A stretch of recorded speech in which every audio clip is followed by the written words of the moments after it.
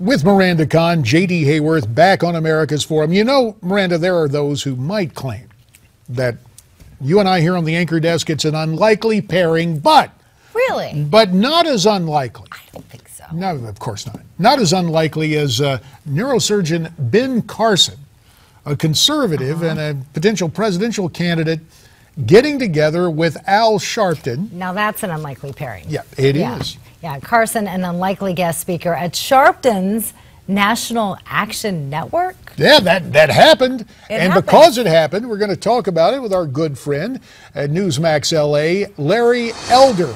Larry, for years we've heard the phrase, only Nixon could go to China.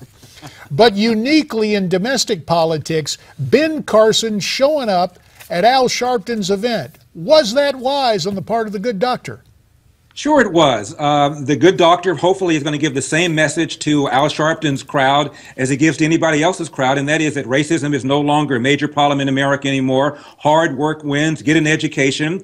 He supports vouchers. These are the kinds of things that people need to hear, and all too often Republicans, whether black or white, are afraid to go to talk to crowds like Sharpton, so I'm happy that he did. What do you think has been the overall response to this?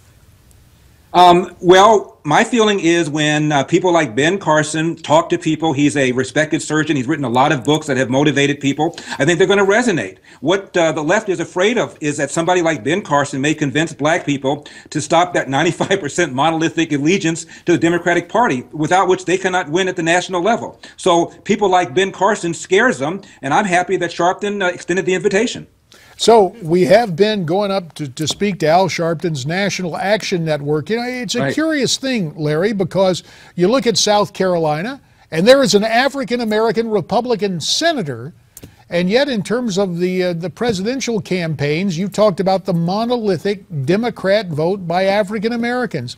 How and when will that change?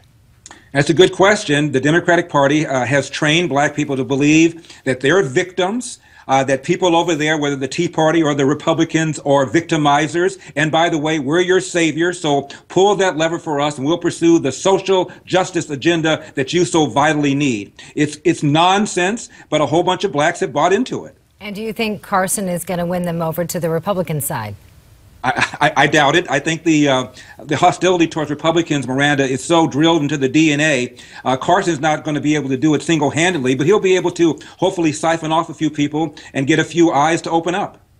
Well, speaking of that, I just wonder, you talked, Larry, about the value of Ben Carson going over to an Al Sharpton event.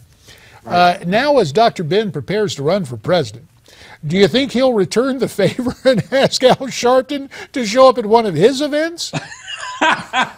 to open up, to be his opening speaker? Somehow, some way, I don't think so. You know, JD, in 33 years of operating the program on PBS called Firing Line, William F. Buckley said Ted Kennedy never appeared, even though he extended him a number of invitations.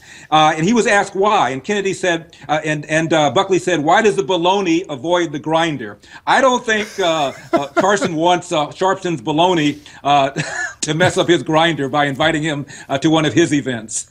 Well, let's talk about it for a minute. We've only had two candidates that have officially announced that they're running to become president for 2016. Who do you think has the best chance right now at gaining the African-American vote?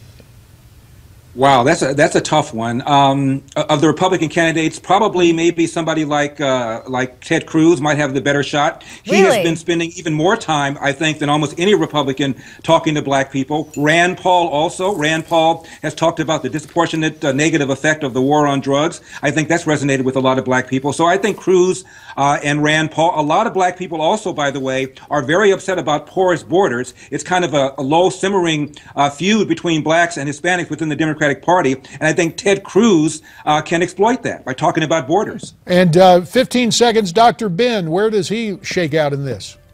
Again, well-liked, a good backstory. A lot of people have read his Caring Hand story, whatever that book is called, but I don't think he has a realistic shot at it. You don't go from being a doctor to being president of the United States, and I think most people recognize that. Well, some people say it might take a brain surgeon. Larry, we thank you for your time from L.A., and Hour 3 is coming up.